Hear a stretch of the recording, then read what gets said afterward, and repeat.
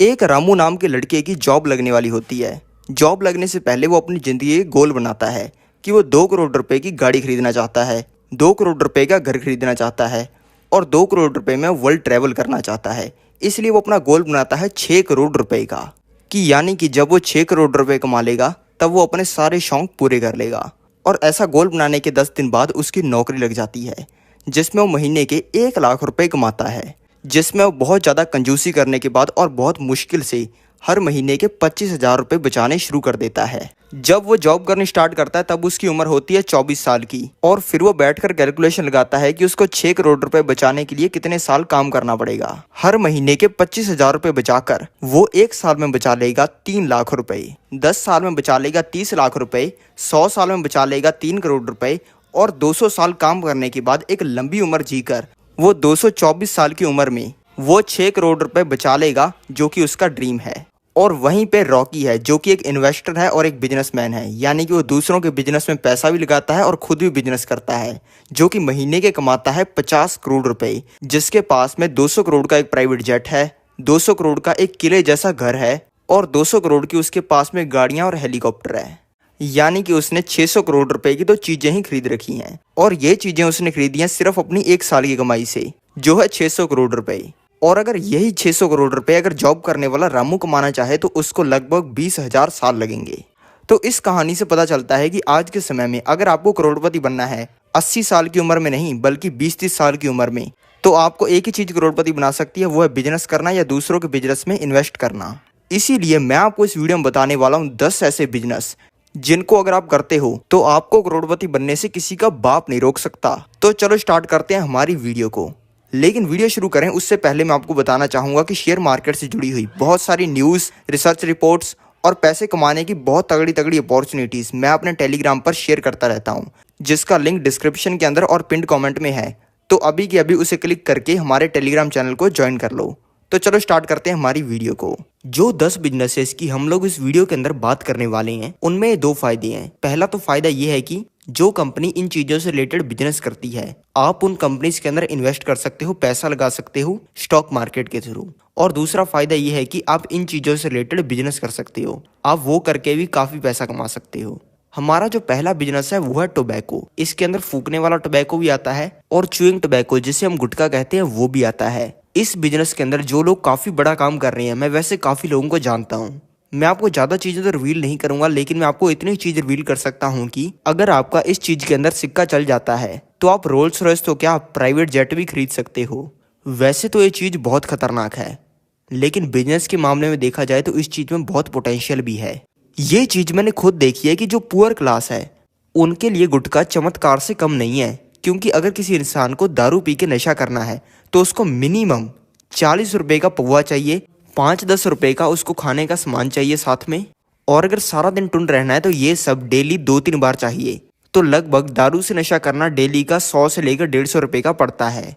लेकिन अगर किसी इंसान को सस्ते में गुजारा करना है तो वो इंसान अपनी नुक्कड़ वाली दुकान से 5 रुपए की गुटखे की पुड़ी खरीद सकता है, दुकान वाला साथ में कली फ्री देता है और बड़े ही इफेक्टिवली अपने हाथ के अंदर इन दोनों चीजों को मिक्स करके और अपने मुंह के अंदर रख के 5 रुपए के अंदर अपना काम सेट कर सकता है और सिर्फ 10-15 रुपए का डेली खर्चा करके पूरा दिन सेट रह सकता है। और ऐसा करके वो अपने लिए एक साइड इनकम भी जनरेट कर सकता है, क्योंकि गुटखा खाने वाला ऑटोमेटिकली पेंटर बन जाता है और वो दीवारें पेंट करने का काम भी शुरू कर सकता है, क्योंकि वो किसी के घर की भी दीवारों को कुछ ही समय में थूक थूक के लाल रंग में रंग सकता है। दूसरा जो बिजनेस है वो है अल्कोहल यानी कि दारू। अगर आप अपने सबसे पास वाले ठेके पर जाते हो तो आप वहां पर जाके एक चीज ऑब्जर्व करोगी कि जो ठेके का मालिक है उसके पास में एक ब्लैक फॉर्च्यूनर है, उसने बहुत ही बड़ी कोठी डाल रखी है और उसने बहुत सारी जमीन खरीद रखी है। ये चीज़ आपको लगभग हर ठेके के मालिक के साथ में मिल जाएगी। इससे ये पता चलता है कि जो कंपनीज अल्कोहल को मैन्युफैक्चर करती हैं वो भी बहुत पैसा छाप रही हैं और जो अल्कोहल को सेल करते हैं वो भी बहुत पैसा छाप रहे हैं। इनके मेनली 2 तरीके कस्टमर होते हैं। पहले तो वो जो कि पियक्कड़ होते हैं, जिनको दारू चाहिए होती है, बिल्कुल अमली होती हैं, और दूसरे होते हैं 18 से लेकर 24 साल के लड़के जो कि बस कूल दिखने के लिए पीते हैं। और फन फैक्ट पता है क्या है कि ये जो आज यंग लड़के कूल दिखने के लिए दारू पीती हैं ये भी आगे जाकर पियक्कड़ बनने वाले हैं। और इस बिजनेस की सबसे मजेदार चीज पता है क्या है कि अगर किसी दारू पीने वाले इंसान की 70-80 साल की उम्र में मौत भी हो जाती है तो तब तक उसका बेटा और उसका पोता दारू पीना स्टार्ट कर देती हैं। यानी कि एक इंसान जाता है और दो इंसान आते हैं। इसलिए ये बिजनेस भी कभी ख़त्म नहीं होने वाला है। तीसरा जो बिजनेस है वो है प्रॉपर्टीज़ एंड रेंटल प्रॉपर्टीज़। अगर आप गांव में रहे हो तो आपको पता होगा कि आज से 50-100 साल पहले क्या हुआ करता था कि अगर तब कोई इंसान अपनी ज़मीन को या फिर अपने घर को किराए या फिर ठेके पर देता था तो काफ़ी हाई चांस होते थे कि जिस इंसान ने उसकी चीज़ को किराए पर लिया है वो उसके ऊपर कब्जा कर लेता था। और उस कब्जे को छुड़ाने के लिए ऐसे 5-7 लोग टपक जाते थे और वो इंसान अपना कब्जा तब भी नहीं छोड़ता था। लेकिन आज के समय में तो ऐसा काम करने में फुल मौज है। अगर आज कोई इंसान अपनी ज़मीन को ठेके पर देता है या फिर फ्लैट को रेंट पर देता है तो उसको फ्लैट पर हर साल 2% का रेंट आता है। ज़मीन पर हर साल लगभग 3% का रेंट आता है। और कमर्शियल प्रॉपर्टीज जैसे कि शोरूम्स, दुकानें, ऑफिसेज, इन सब पर लगभग हर साल 5 से लेकर 8% का रेंट आता है। बिल्कुल पैसिव इनकम आती है, यानी कि कुछ नहीं करना पड़ता और ये इन्फ्लेशन एडजस्टेड होता है। यानी कि जब महंगाई बढ़ती है तब किराया भी बढ़ जाता है। और मोस्ट इम्पॉर्टेंटली लीगली भी कोई दिक्कत नहीं आती, यानी कि कब्जे वगैरह जैसी कोई भी चीज़ होती नहीं है। और चौथा जो बिजनेस है वो है पेंट्स, यानी कि कलर जो आप अपनी दीवारों पर करवाते हो। अब आप सोच रहे होगे कि यार पेंटर बन जाएं क्या हम? इसका मतलब ये नहीं है। अपने एक एवरेज इंसान पप्पू का एग्जाम्पल लेते हैं। पप्पू एक फ्लैट खरीदता है एक बिल्डिंग के अंदर।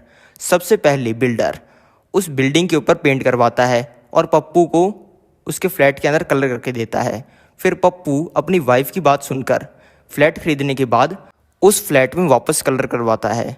फ्लैट खरीदने के 1 साल बाद पप्पू के बच्चे उसके घर की आधी दीवारों पर ड्राइंग करके गंद मचा देते हैं, इसलिए वो फिर से अपने घर को कलर करवाता है। फिर जब फ्लैट खरीदे हुए उसको 10 साल हो जाती हैं तब तक उसने जो अपने घर में पेंट करवाया था उसकी क्वालिटी ख़राब हो जाती है, इसलिए वो घर में वापस पेंट करवाता है।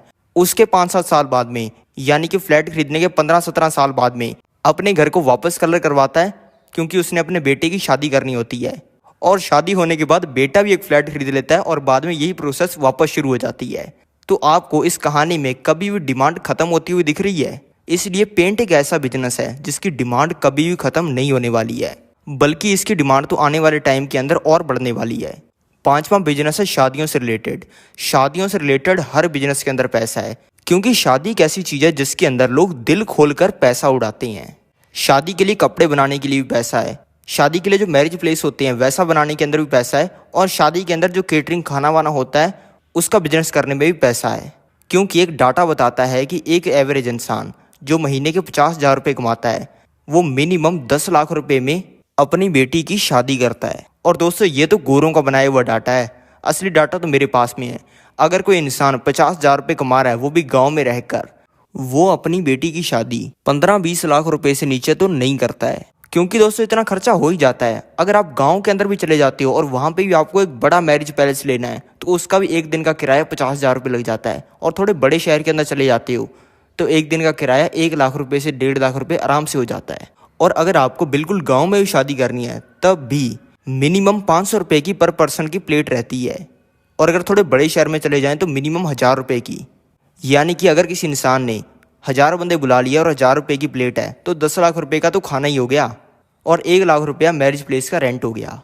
छठा जो बिजनेस है वो है डिजिटल मार्केटिंग। अगर आप आज गांव में एक मजदूर को भी देखते हो तो आप ये देखोगे कि उस मजदूर के पास में स्मार्टफोन है, उसकी बीवी के पास में स्मार्टफोन है, उसके बेटे के पास में स्मार्टफोन है।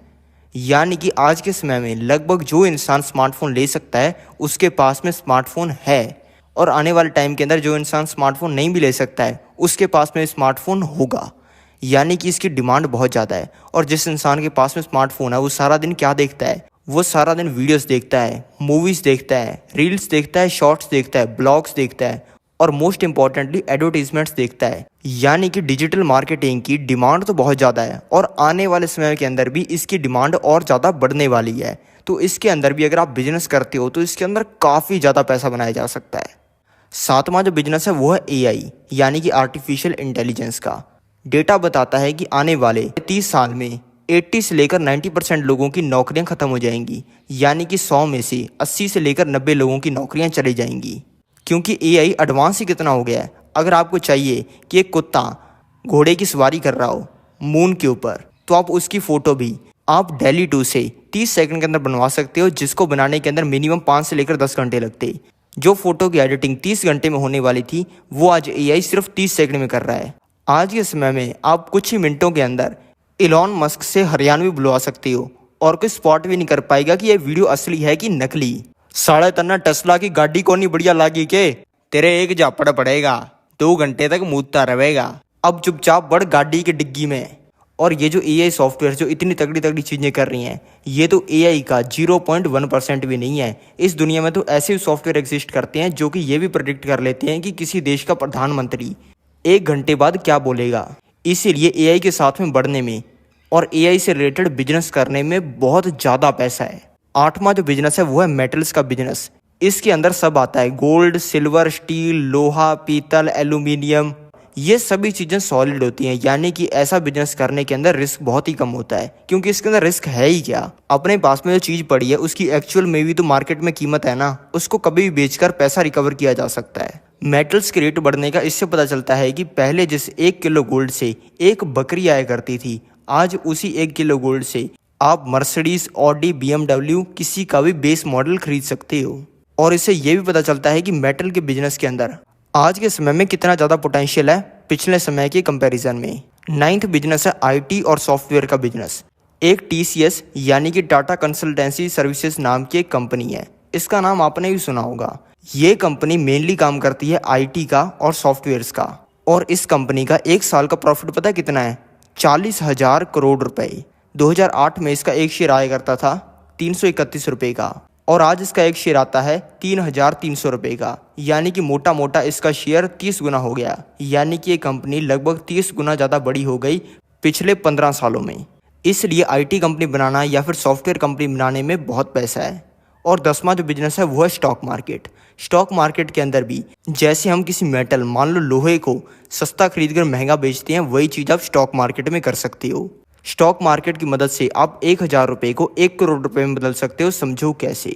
स्टॉक मार्केट में ऑप्शन ट्रेडिंग होती है। इसके बारे में डिटेल में किसी और वीडियो के अंदर बात करेंगे, लेकिन मैं आपको मोटा मोटा ये बता देता हूँ कि ऑप्शन ट्रेडिंग में एक दिन में पैसा 10-10 गुना भी हो जाता है। और 1 महीने के अंदर ऐसे कई मौके आते हैं जिनमें पैसा 10-10 गुना होता है। और अगर आप ऑप्शन ट्रेडिंग में 1,000 रुपया लगाते हो तो हो सकता है वो एक दिन में 10,000 रुपये में बदल जाए, और अगली बार वही 10,000 रुपया 10 गुना होकर 1 लाख रुपये में बदल जाए। तीसरी बार अगर वो वापस से 10 गुना होता है तो वो 1 लाख रुपया 10 लाख हो जाएगा। और सिर्फ अगर चौथी बार आपने ऐसा इवेंट पकड़ लिया जिसमें पैसा 10 गुना हो जाए तो आपका वो 10 लाख रुपया 1 करोड़ रुपये में बदल जाएगा। यानी कि आपका 1,000 रुपया 1 करोड़ रुपये में बदल जाएगा।